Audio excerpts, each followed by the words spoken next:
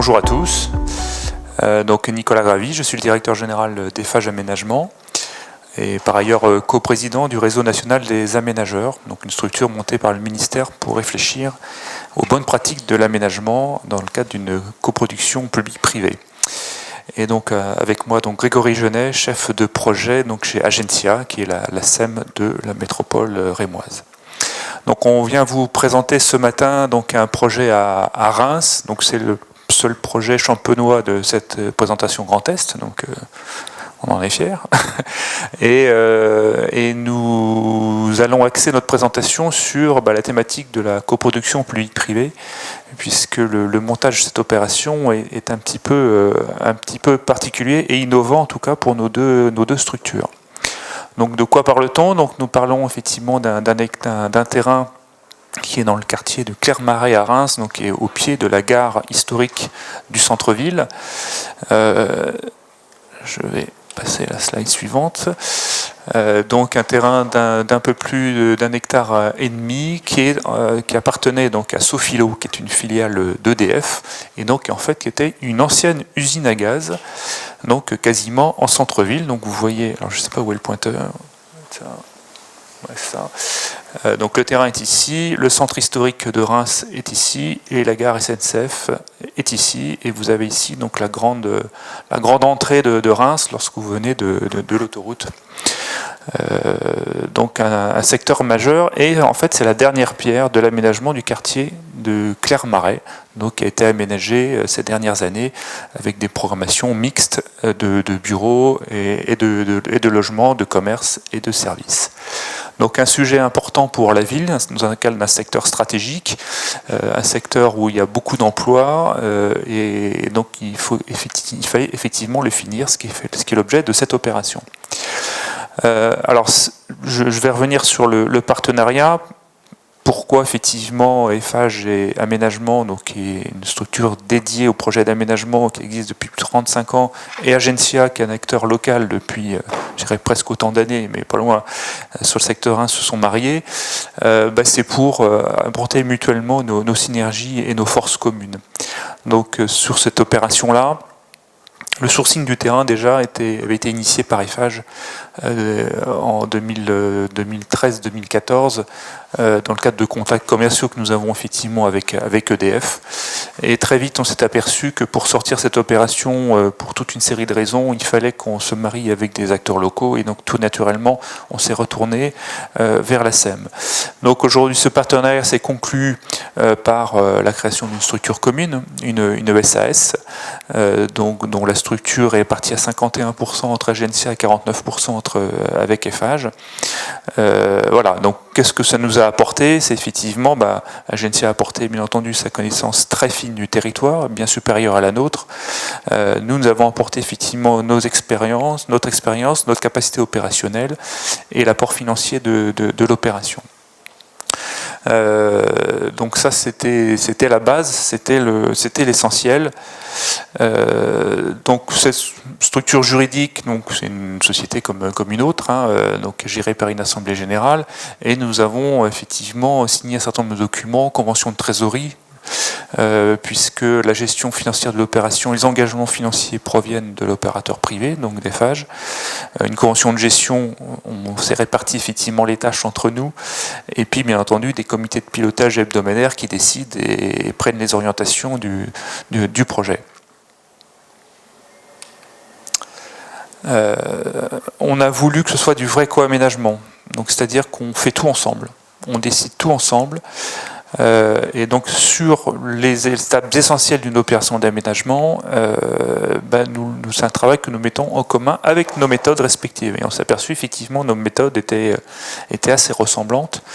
Donc nous avons travaillé ensemble la mise au point des études du projet. Nous avons bien entendu géré toutes les autorisations administratives, et on va en parler un petit peu après sur un gros sujet de pollution. Mis en œuvre bien entendu les stratégies commerciales. Et j'en parle pas, également le lien avec les collectivités locales qui fait l'objet d'un travail permanent. Après, nous sommes répartis effectivement certaines Petite particularité, donc Agencia a conservé quand même, avec sa proximité des élus, la relation avec la collectivité publique.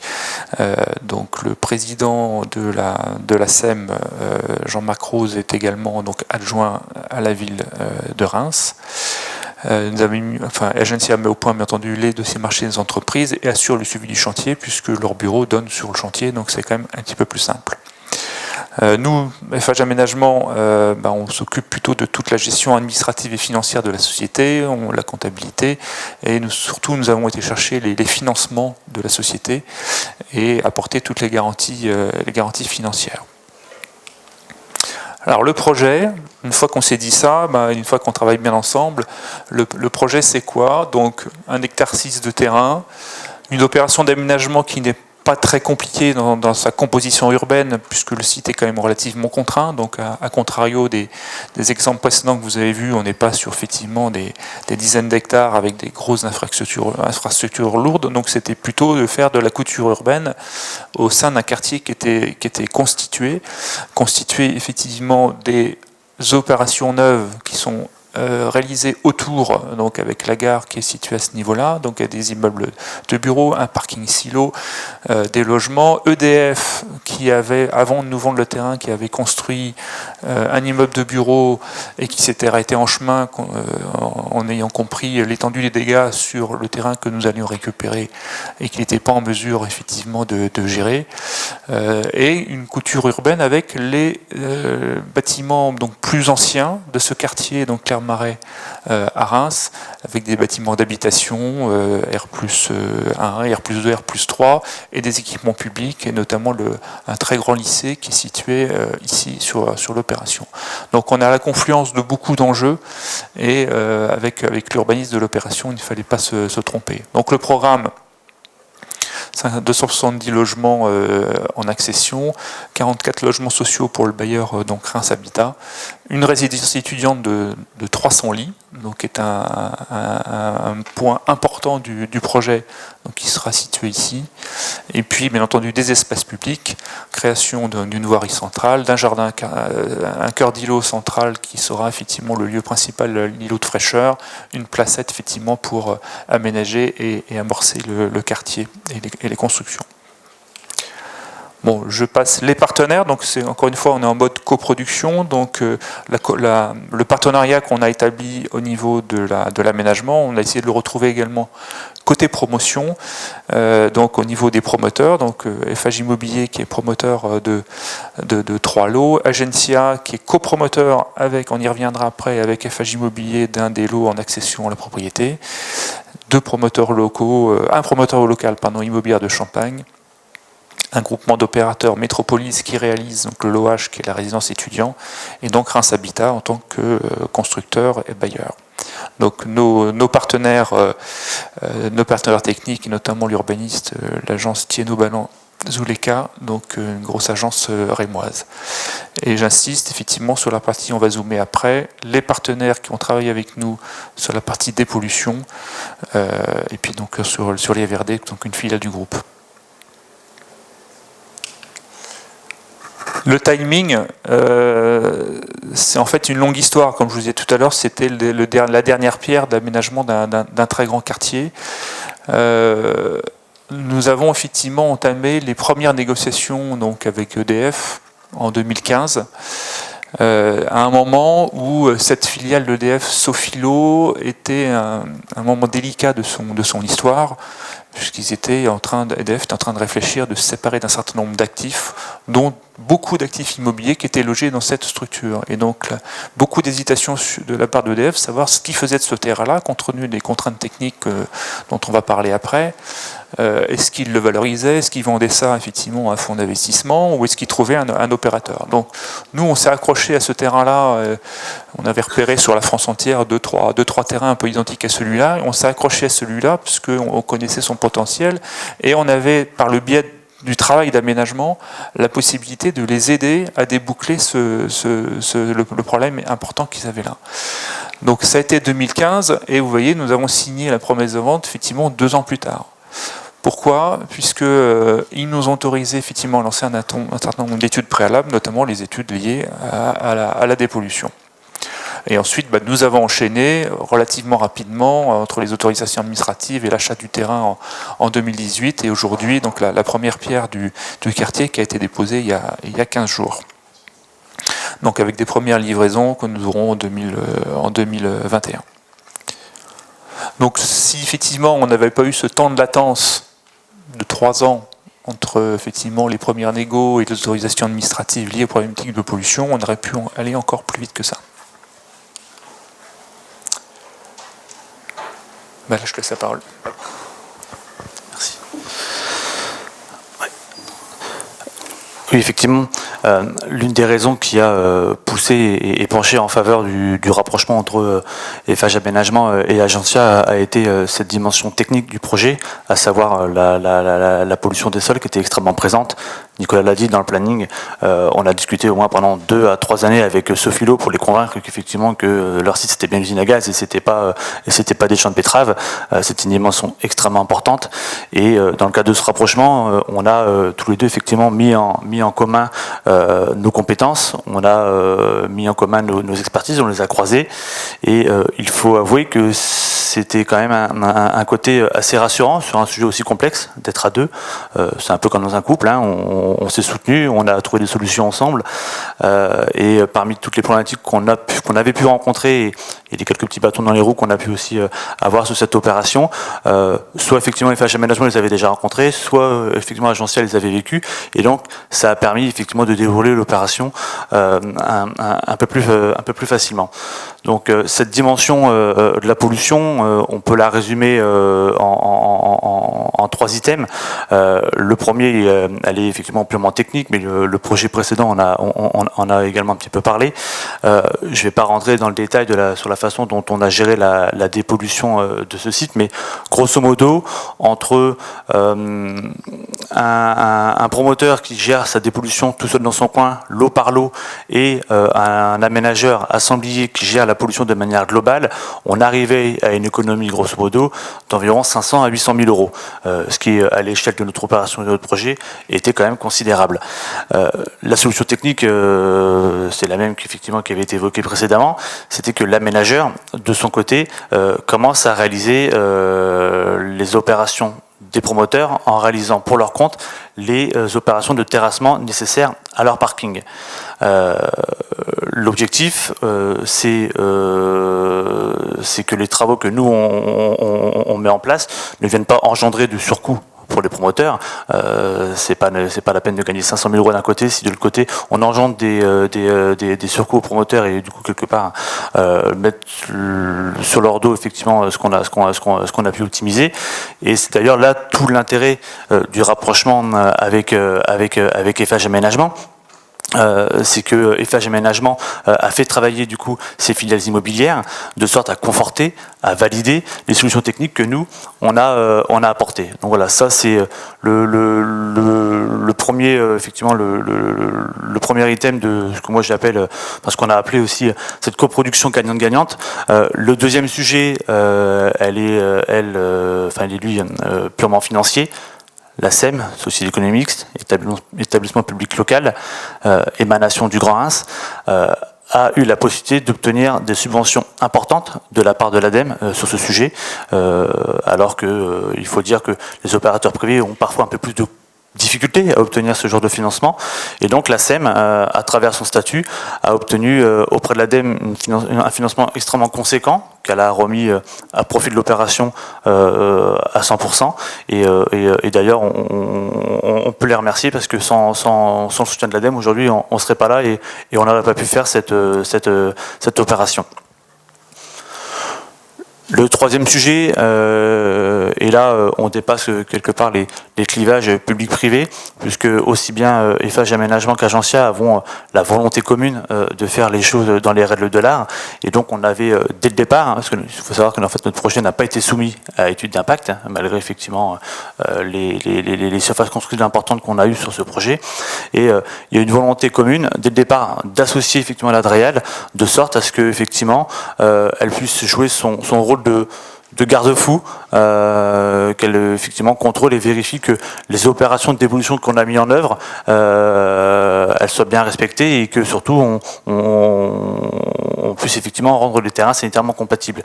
Et quelque part, ce sujet-là, c'était aussi un élément important pour nos investisseurs, parce que ça les a rassurés, et ça a aussi rassuré également l'ensemble des habitants qui sont sur le quartier. Voilà. Donc voilà ce qu'on nous a appelé une déclinaison purement opérationnelle des avantages de la coproduction, de rassembler les forces en présence pour pouvoir sortir cette opération. Ça marche. Et donc là, on vous a mis quelques photos de chantier. Alors, je vais lever, ce sera plus simple. Le pointeur, c'est ça. Le pointeur, c'est quoi? C'est là. Ok. Ouais. Ah non. C'est ça. Ok. Alors, je suis où là?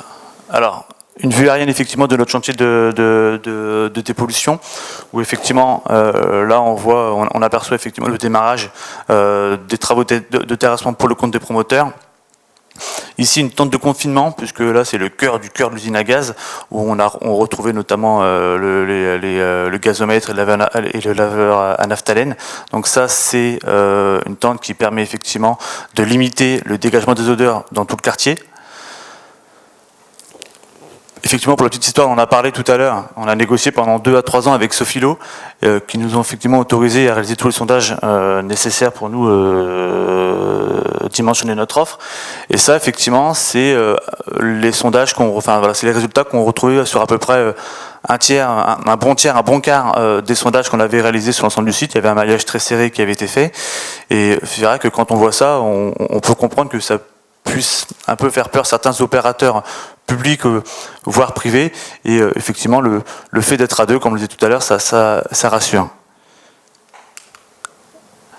Donc ça, voilà effectivement quelques photos aussi à l'intérieur de la tente de confinement. Il faut savoir que sans masque à gaz, on ne pouvait pas rentrer dans le site, c'était vraiment irrespirable. Voilà les découvertes qu'on a eues, les petites surprises avec notamment des eaux hydrocarburées qu'on a découvertes sur des grandes superficies. Ça coûte extrêmement cher à évacuer. Et puis à l'extérieur, des fosses à goudron avec, comme son nom l'indique, des fosses qui contenaient les goudrons de l'ancienne usine à gaz, avec effectivement quelques éléments qui restaient en fond de cuve, qui là aussi il a fallu évacuer.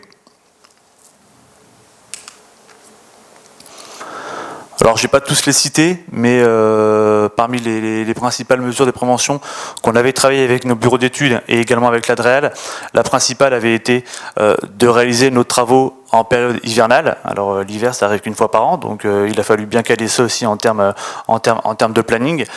Pourquoi? Parce qu'en fait les températures élevées sont favorables au dégazage des sols et donc des émanations dans tout le quartier.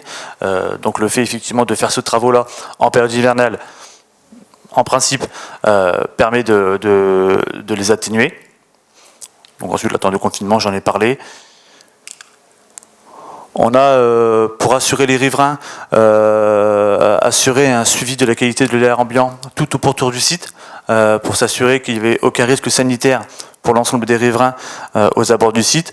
Il faut avouer effectivement que parfois, quand on se promenait aux alentours, il y avait une odeur assez désagréable, et il était important pour nous, maîtres d'ouvrage, de rassurer à la fois l'État mais les riverains sur le fait qu'il était important de décorréler les problèmes d'odeur du risque sanitaire.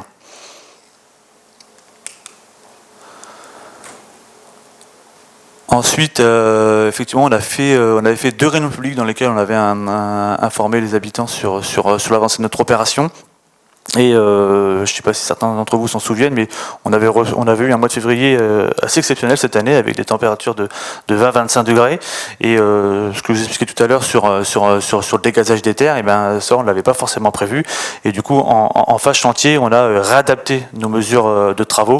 Et l'entreprise là-dessus avait joué le jeu, puisque la principale effectivement mesure de prévention, c'était de travailler les terres en flux tendu.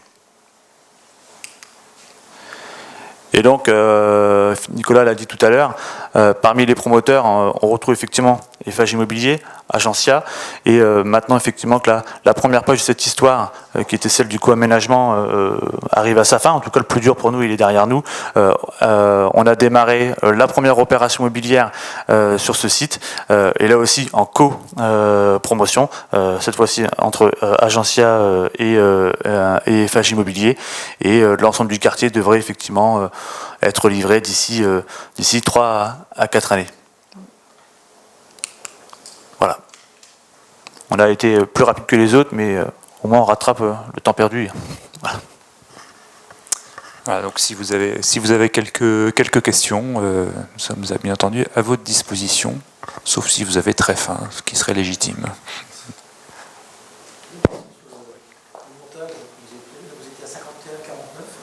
Oui, 51-49. Agencia. Bon, ça c'était de l'affichage politique, on va dire ça comme ça. Voilà. Et deuxième question, parlez-vous de l'étude d'impact à laquelle vous étiez soustraite ? On n'a pas été, effectivement, on n'a pas eu l'obligation de réaliser l'étude d'impact. L'administration nous a autorisé à ne pas faire d'étude d'impact. Non, nous-mêmes on était très étonnés parce que quand vous voyez l'état des lieux, on n'a pas compris. Donc, tant mieux, hein, on a pu effectivement se passer de l'étude d'impact, qui nous aurait effectivement retardé encore plus l'opération et du coup aussi peut-être décalé par rapport aux bonnes périodes pour faire les travaux de dépollution. Donc, on aurait pu, dans ce cas-là, effectivement perdre une année. Donc, non, on n'a pas d'explication très précise sur le fait qu'on n'a pas eu l'obligation de faire l'étude d'impact.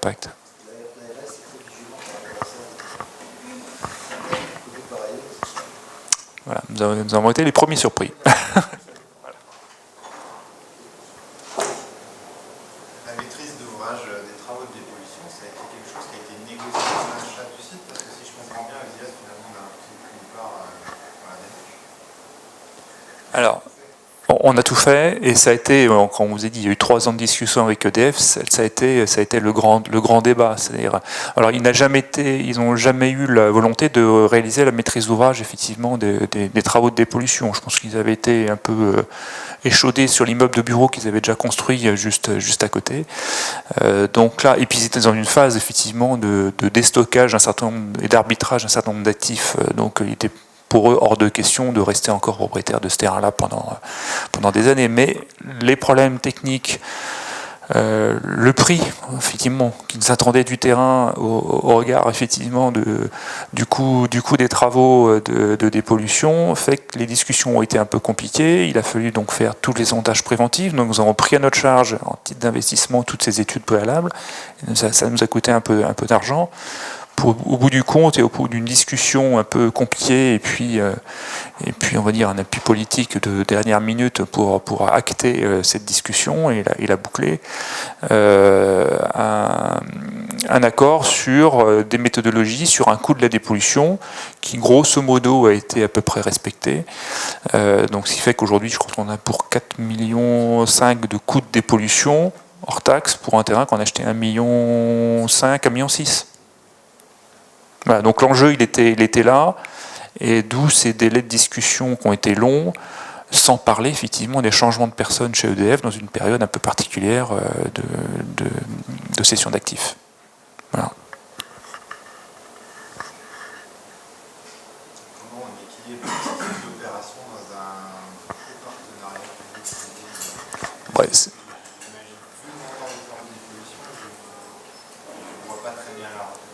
la rentabilité, elle est là, puisque l'opération génère un peu de résultats. C'est pas exceptionnel, mais il y en a un peu quand même.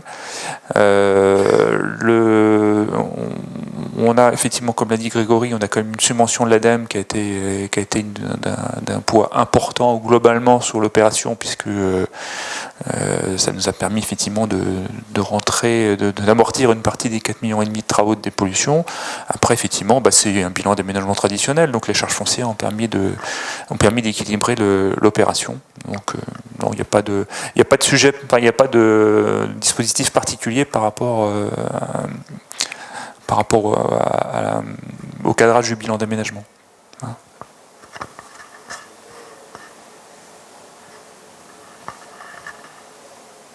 Vous avez construit en sous-sol également des les stationnements sont au sous-sol et on a profité, comme disait Grégory tout à l'heure, on a profité de ces travaux de dépollution pour faire nous-mêmes les terrassements et donc livrer les sous-sols, effectivement, enfin les lots, effectivement, au niveau du sous-sol, et l'entreprise n'a plus que les entreprises de construction, les promoteurs n'ont plus qu'à venir derrière construire leurs bâtiments. Donc c'est un seul niveau de sous-sol. Ouais.